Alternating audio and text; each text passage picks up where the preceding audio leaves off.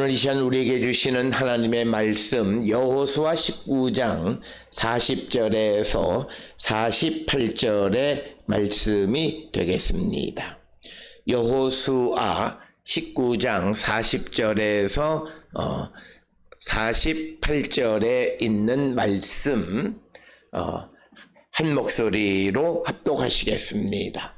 일곱째로 단 자손의 지파를 위하여 그들의 가족대로 제비를 뽑았으니 그들의 기업의 지역은 수라와 에스라울과 이르세메스와 사할라빈과 아얄론과 이들라와 엘론과 딥나와 에그론과 엘드게와 깁돈과 바알랏과 여훗과 브네브락과 가드림몬과 메얄곤과 락곤과 요빠 맞은편 경계까지라.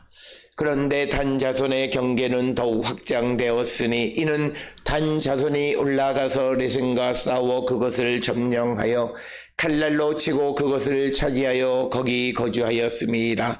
그들의 조상 단의 이름을 따라서 레셈을 단이라 하였더라. 단 자손의 지파가 그에 딸린 가족대로 받은 기업은 이 성읍들과 그들의 마을들이었더라. 아멘. 오늘 우리가 함께 읽은 여호수아 19장 40절로부터 48절은 이제 마지막으로 단 자손들을 위해서 그 기업을 나누어주는 이야기가 오늘 주시는 40절로 48절의 말씀인데, 특별히 오늘 주시는 40절, 특히 41절로부터 46절까지는 단 자손들이 오늘날 텔라비브 근처, 즉 지중해 연안 지역의 땅을 분배받은, 그래서 그들의 그 도시들을 나열하고 있는 것이 오늘 주시는 41절로 46절의 말씀인데, 이어지는 47절에서는 단 자손들의 경계가 확장되어서 그들이 레셈으로 가서 그것을 점령하고 단으로 고치고 그곳에 거주했다. 이른바 단자손의 그 기업이 다른 곳으로 이제 이주하는 내용을 기록하고 있는 것이 47절의 말씀이 되겠습니다. 따라서 오늘 주시는 이 40절로 48절에는 우리가 두 가지 내용, 첫째는 단자손들이 이 원래 분배받은 기업의 도시 목록이 등장하는 것이 있고, 이어지는 47절에서는 그 성경의 기록에 의하면 그들의 그 영토가 확장되어져서 북쪽에 있는 레셈을 점령하고 그곳의 이름을 단으로 고치고 그곳에 거주했다. 소위 이른바 단 자손의 기업이 이주하는 내용을 기록하고 있는 것이 오늘 주시는 본문의 말씀이 되겠습니다. 따라서 오늘 주시는 본문의 40절로부터 48절에 있는 이야기는 그냥 보편적으로 읽으면 그런가 보다라고 읽을 수는 있지만, 그러나 우리가 율법에 기록되어 있는 것처럼 각 기업의 경계표를 옮길 수 없다. 즉 하나님께서 그들에게 제비를 뽑아 주신 그 땅을 우리가 그 경계를 옮길 수 없다라고 하는 것이 기본적인 성경의 말씀입니다. 그럼에도 불구하고 오늘 주시는 47절에서는 그들이 경계가 더욱 확장되어져서 레셈으로 가서 그것을 차지하고 그 이름을 조상의 이름을 따라서 단으로 고쳤다, 이렇게 기록하고 있어서 사실은 40절로부터 48절에 이 단지파의 기업을 분배받은 것에 관한 이야기는 율법과 충돌을 일으키는 그런 내용이 되겠다. 그렇다면 이런 기록이 왜 기록되어졌는가라고 하는 것입니다. 특별히 우리가 잘 아는 것처럼 이 단자손은 원래는 그들이 분배받은 이 땅은 오늘날 텔라비브, 즉 지중해 연안의 비옥한 땅에 거주했는데, 그들의 북쪽에는 에브라임 지파가 있고, 그리고 남동쪽에는 유다 지파가 있고, 해안을 따라서는 블레셋이 거주하고 있습니다. 그런데 이 블레셋 사람들이 이들의 이 정착을 그렇게 용인하지 않는 그런 상황이었다라고 하는 것입니다. 그래서 이스라엘 이 단 자손들은 특별히 다른 것보다도 남쪽에 있는 블레셋 사람들의 어떤 압력에 의해서 그들이 원래 자기들의 기업의 땅에 거주하지 못하고 그 다음에 그 땅을 이제 옮길 수밖에 없는 그런 처지가 되어졌다라고 하는 것입니다. 그래서 우리가 이러한 사실은 우리가 잘 아는 사사기 1장 30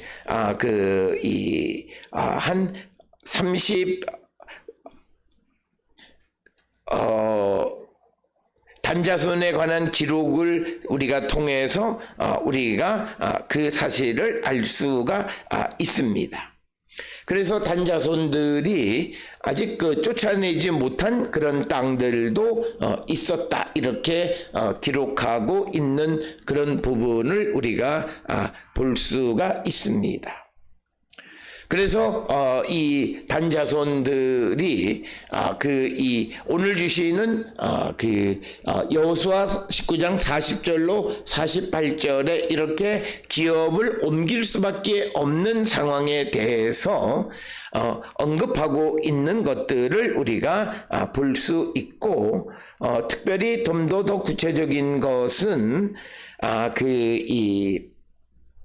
사사기 19장에 의하면 이때 단 자손들이 아직 그들의 땅을 얻지 못했다라고 하는 그런 것을 기록하고 있는 내용을 우리가 볼 수 있습니다. 그래서 사사기 18장 1절에 의하면 단 지파는 그때에 거주할 기업의 땅을 구하는 중이었으니 이는 그들이 이스라엘 지파 중에서 그때까지 기업을 분배받지 못하였습니다. 사실은 오늘 주시는 본문 41절로 46절에 기업을 분배받았는데, 그런데 정치적인 그런 이 상황에 의해서, 특히 블레셋의 압박에 의해서 그들이 원래 분배받은 땅에 거주하지 못하고 이주할 수밖에 없는 상황이 벌어졌다라고 하는 것입니다. 그래서 그들이 아직 땅을 얻지 못하고 그러는 가운데에 오늘 주시는 본문의 말씀에 의하면 이 단 자손들이 이제 레셈에 가서 그것을 점령하고 그 레셈을 단으로 고쳤다. 특별히 사사기 1장 34절에는 아모리 족속이 단 자손을 산지로 몰아놓고 골짜기에 내려오기를 용납하지 아니했다. 그래서 이런 상황들은 가나안에 처음 정착했을 당시에 일부 기업들, 즉 일부 지파들은 주변에 있는 쫓아내지 못했던 아모리 사람들에 의해서 압박을 받고, 그래서 그들의 영토를 그대로 유지하지 못했던 것이 있음을 우리는 알 수 있습니다. 특별히 오늘 주시는 40절로부터 48절까지 해서 자신들의 기업을 지키지 못하고 이제 레셈으로 이주했던 이 단지파에 대해서 우리에게 강조하는 것은 뭐냐면, 그들이 좋은 땅을 분배받는 것도 매우 중요합니다. 특별히 오늘 주시는 41절로 46절에 기록되어져 있는 소라라든지 또는 에스다월, 그 다음에 이르세메스나 또 아얄론, 그리고 에그론, 그 다음에 깁돈, 엘드게, 그리고 브네이바락, 가드림몬, 이런 지역들은 그 지중해 연안에 있는 비옥한 땅들을 가지고 있고 농사가 잘 되는 그런 지역입니다. 그렇지만 그 지역이 그렇게 좋은 땅을 받은 단 자손들이었지만, 그러나 주변에 있는 그런 정치적 압력에 의해서 그것을 지키지 못했다. 그래서 우리가 이스라엘 지파들의 땅의 분배에 관한 이야기들을 통해서 보면 이 좋은 이사갈이나 스불론이나 아셀이나 납달리나 이런 지역들은 대부분 갈릴리 주변의 북쪽 지역의 비옥한 땅을 그들이 영토로 받았지만, 그러나 그들이 받은 곳이 어떤 국제무역로가 지나고, 그리고 그 땅이 비옥함으로 외적의 침략을 많이 받게 되어지므로 그들의 역사, 그리고 그들의 신앙적인 면에서 많은 이방의 유혹을 받을 수밖에 없는 위치에 있었고, 오늘 우리가 읽은 단 자손 역시도 그들이 분배받은 기업이 비옥한 땅에 있어서 이제 가나안 해안 지역에 위치하고 있었던 블레셋, 특별히 우리가 가사나 아스옷이나 아스글론이나 에그론이나 가드 이런 지역에 위치하고 있던 블레셋이 자기들의 세력이 확장되어지면서 그 팽창에 의해서 땅을 가지려고 애씀으로써 바로 인접하고 있는 단 지파의 영토를 공격하게 되고, 그래서 그것을 지키지 못했던 단 지파는 어쩔 수 없이 그들이 레셈으로 피난을 가서 그곳에서 새로 그곳을 점령하고 그곳을 이름을 단이라고 기록했다. 그래서 우리에게 중요한 것은 우리가 좋은 땅을 분배받는 것보다 더 중요한 것은 그들이 하나님에 관한 전통을 잘 지킬 수 있고 그들의 신앙을 잘 지킬 수 있는 그런 상황, 그것이 훨씬 더 중요하다라고 하는 겁니다. 이것은 하나님께서 특히 이스라엘 역사가 유다 자손을 중심으로 이어지는 역사인데, 이 유다 자손들에 대해서는 그 산악지대에 중앙 산악지대에 그들의 땅을 분배했다라고, 좀 이런 주변에 있는 스불론이나 이사갈이나 아셀이나 납달리나 이런 지역에 비하면 턱없이 땅은 비옥하지 않은 것을 주신 하나님의 목적이 무엇이냐? 그것은 그들이 하나님과 더 바른 관계를 맺고 살아갈 수 있는 환경을 주셨다는 거예요. 오늘 우리가 믿음의 눈으로 세상을 바라보지 못하는 사람들은 행여나 믿음 안에 있는 사람들이 경제적으로 풍요롭지 못한 것을 보면서 왜 저들은 경제적으로 풍요하지 못하냐 하는데, 하나님의 관점은 그들이 물질의 풍요로움 속에서 하나님의 도움 없이도 살 수 있다라고 하는 그런 믿음을 갖고 살기보다는 하나님을 의지하며 살아가는 것이 훨씬 더 그들에게 중요하다라고 하는 것을 보여주는 것입니다. 그렇기 때문에 하나님이 사랑하는 그 유다 지파의 땅은 여러 땅들에 비해서 그렇게 비옥한 땅을 주지 않으셨다라고 하는 것입니다. 그래서 오늘 우리가 이 땅을 살아가면서 우리의 삶에 여러 가지 크고 작은 어려운 일들이나 환난이나 곤고한 일들이 벌어진다 해서 그 인생이 하나님 보시기에 불행한 인생이냐? 아니다라고 하는 것을, 그것이 바로 신앙의 눈으로 세상을 바라보는 겁니다.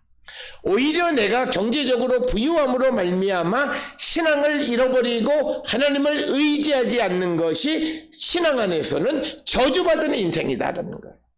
그렇기 때문에 우리는 내가 하나님과 더 가까이 갈 수 있는 상황을 우리에게 허락해 주신 것이 하나님의 은혜임을 우리에게 가르쳐 주고, 오늘 이 여호수아 19장의 그 땅을 나누는 기업의 지파의 땅을 나누는 이야기 속에서도 우리에게 분명하게 보여주고 있습니다. 그래서 비록 좋은 땅을 분배받았던 그 단 자손들이지만, 그러나 주변 환경의 억압 그리고 압박, 이것을 견디지 못하고 그들은 결국은 레셈으로 올라갈 수밖에 없었다라고 하는 것입니다. 따라서 오늘 주시는 본문의 47절에 레셈이라고 하는 것은 요단강의 수원, 즉 요단강물이 발원하는 곳의 지명이 레셈이고, 이 레셈이라고 하는 도시는 가나안에서 오랜 역사를 가지고 있고, 그래서 투투모세 3세의 기록에도 등장하는 곳이 레셈입니다. 그래서 그곳에 올라가서 그것을 점령하고 그 가나안 전통을 가지고 있는 레셈, 또는 지명을 그대로 부를 수 없어서 그 이름을 조상단의 이름을 따라서 레셈을 단이라 고쳤다, 이렇게 기록하고 있습니다. 특별히 오늘 주시는 47절에서 단 자손들은 원래 분배받았던 땅에 거주하지 못하고 북쪽으로 이주해서 가나안의 오래된 도시를 점령하고 그곳에 거주했는데, 여기서 생기는 문제가 자신들이 하나님께서 주시는 땅, 그곳에 거주하지 못하는 현실에 대해서 그들은 과연 그 현실을 어떻게 극복했느냐. 적어도 오늘 주시는 여호수아서에서는 그들이 북쪽으로 레셈으로 가서 그것을 점령하고 한 그 사건은 그들이 쫓겨갔다, 도망갔다, 어쩔 수 없이 그곳에 갔다, 이렇게 기록하지 않고 오늘 주시는 본문 47절에 단 자손의 경계가 더욱 확장되어졌다라고 이렇게 이야기하고 있습니다. 단 자손의 지역이 확장됐다면 오늘 우리에게 말씀하시는 이 41절로 46절까지의 도시 플러스 레셈 그리고 그 지역의 땅을 차지하는 것을 말합니다. 그러나 우리가 역사를 통해서 보면 단은 북쪽 지역에, 즉 레셈의 그곳에서 활동이 한정되어지는 것을 보면 단 자손의 경계가 더욱 확장된 것은 아니다라고 하는 거예요. 그런데 왜 이렇게 기록했냐면 앞에서 말씀드린 것처럼 단 지파 사람들이 어떤 하나님께서 주시는 땅을 지키지 못하고 북쪽으로 이동하는 것에 대한 그 현실 속에서, 좌절과 절망의 현실 속에서 그 현실을 극복하는 새로운 신학화하는 것, 그것을 신앙적으로 승화하는 것은 바로 그들의 땅이 확장되어졌다라고 하는 거죠.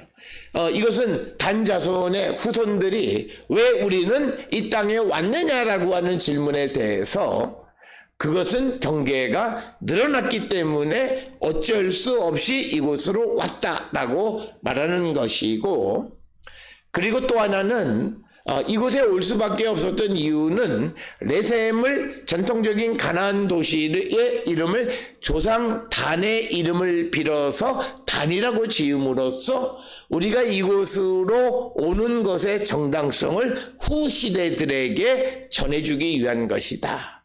따라서 오늘 주시는 이 47절의 이야기는 우리가 이 어려운 현실을 이길 수 있는 방식이 여러 가지가 있지만, 그 중에 우리가 믿음 안에서는 현재 내가 겪고 있는 고난에 대한 신앙적 해석이 우리에게 필요하다는 거예요.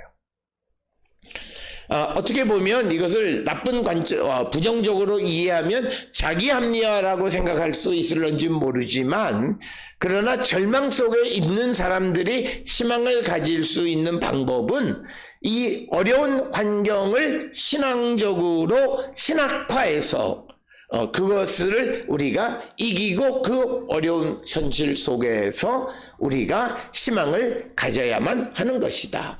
그런 관점에서 단 자손들이 원래 받았던 땅을 지키지 못하고 쫓겨나서 이 레셈에 온 것이 아니라 영토가 확장되어졌다라고 해석한다라고 하는 것입니다. 그리고 그렇게 후손들에게 전해준다라고 하는 것입니다. 오늘 우리가 세상을 살아가면서 우리가 절망 속에 살아가는 사람들, 그것이 어떤 이유든, 우리의 실수든 또는 우리가 살아가는 삶에 내가 무엇을 잘못해서 이런 어려움이 왔던 그 원인이 무엇이든지 간에 현재 내가 겪고 있는 고난에 대한 신학화, 즉 신앙적으로 이 고난을 승화시켜야 우리가 그 고난 속에서도 희망을 가질 수 있는 겁니다. 그렇기 때문에 우리가 흔히 말하는 이 고난도 하나님이 주신 것이고, 또는 하나님의 뜻에 순종하고 우리에게 또 좋은 것 주시는 것이나 나쁜 것을 주시는 모든 것이 하나님의 뜻이다라고 이해하고 받아들이면서 고난을 하나님이 주시는 은혜로 해석할 때 이 고난 속에서 우리에게 희망이 있다는 거예요. 그냥 고난을 고난으로 보고 그러면서 자기의 자책 속에서 머물러 있게 되면 그는 희망을 갖지 못합니다. 아무런 희망이 없습니다. 과거에 얽매여 있다는 거죠. 신앙이라고 하는 것은 과거를 통해서 우리가 미래를 바라보는 겁니다. 즉 과거에 내가 잘못해서 현재 내게 고난이 왔다면 이제 내가 과거와 같은 잘못을 다시 행하지 않겠다라고 하는 결단 속에서 이 고난 속에서도 내게 희망을 주심을 바라보는 겁니다. 이것은 개인이나 국가나 교회나 공동체나 모두가 이 작업이 우리에게 있어야 합니다. 그래서 오늘 우리가 살고 있는 교회의 상황은 젊은 사람들이 없고 그 다음에 노령화된 인구 속에서 어떤 이들은 교회에 대해서 좌절 절망 속에 있는 자들이 너무나 많이 있는데 우리가 이런 현실 속에서 이런 현실에 대한 신학화가 우리에게 필요하고 그런 속에서 우리가 희망을 가져야 돼요. 이 신학화를 하지 못하면 신앙적으로 승화하지 못하면 미래의 소망을 갖지 못합니다. 좌절하고 절망하는 겁니다. 그래서 우리가 교회가 노령화 인구들이 많이 있으므로 교회가 역동성이 없고 생산성이 떨어진다고 말하는 것은 그거는 사람의 눈으로 볼 때 그렇고 믿음의 눈으로 교회가 역동성과 영적인 더 적극성을 가질 수 있는 것은 신앙적 연조가 오래된 사람들의 신앙을 리바이탈하는 거예요. 그들의 신앙을 갱신하는 거예요.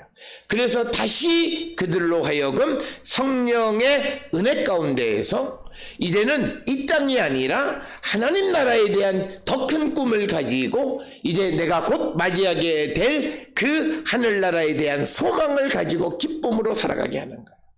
이것이 우리가 그 호스피스의 가장 기본적인 정신이 되어야 합니다.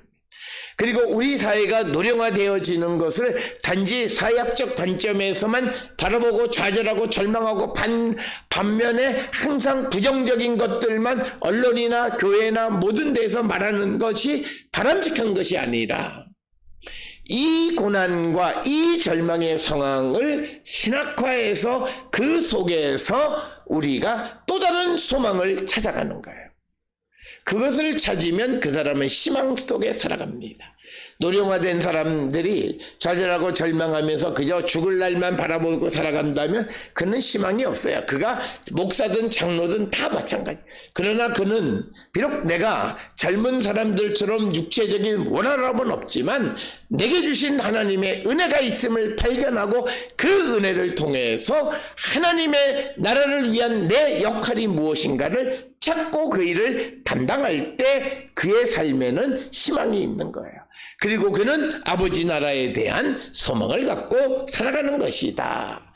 그래서 오늘 주시는 47절의 단자손들은 비록 그들이 하나님이 주시는 기업을 지키지 못했지만 그러나 후손들에게 우리의 영토가 확장되어져서 우리가 단 레셈을 점령해서 그 땅을 차지했을 뿐만 아니라 우리가 이곳에 올 수밖에 없었던 것은 바로 이 단이라고 한, 비록 그것을 자기들이 붙인 이름이긴 하지만 조상 단의 이름을 붙임으로써 자신들이 그곳에 거주해야 하는 어떤 당위성을 부여받으려고 애쓰는 모습이 오늘 주시는 본문의 말씀입니다. 따라서 우리는 날마다 우리의 삶에 대해서 신앙적인 해석을 끊임없이 하는 자들이 되고 그곳에서 답을 찾아갈 때 우리는 희망 속에 살아갈 수 있다는 거예요. 그저 현실 속에서 내가 이 현실 속에서 돈을 벌거나 무슨 문제를 어떻게 해결하거나 그래봤자 우리에겐 희망이 오지 않아요.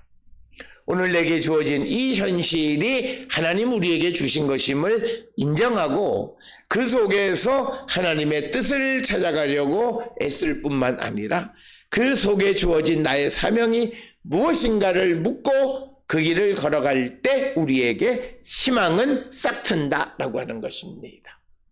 따라서 오늘 주시는 본문의 말씀, 특별히 하나님께서 주신 그 기업을 지키지 못하고 레셈에 가서 그 땅을 차지한 다음에 그 이름을 조상단의 이름을 따라서 단이라고 붙였을 뿐만 아니라 자기들이 이주하게 된 원인을 패배하고 실패가 아니라 경계가 더욱더 확장되어졌다라고 하는 새로운 신학을 제시하는 그것을 통해서 우리도 우리가 겪고 있는 그 현실에 대한 신학과 신앙적인 해석, 그것을 통해서 다시 미래에 대한 꿈을 갖고 소망을 갖고 살아가는 성도가 되어야 함을 우리에게 보여주는 말씀이 되겠습니다. 오늘 우리가 살고 있는 이 시대에 미래의 희망을 갖고 있습니까?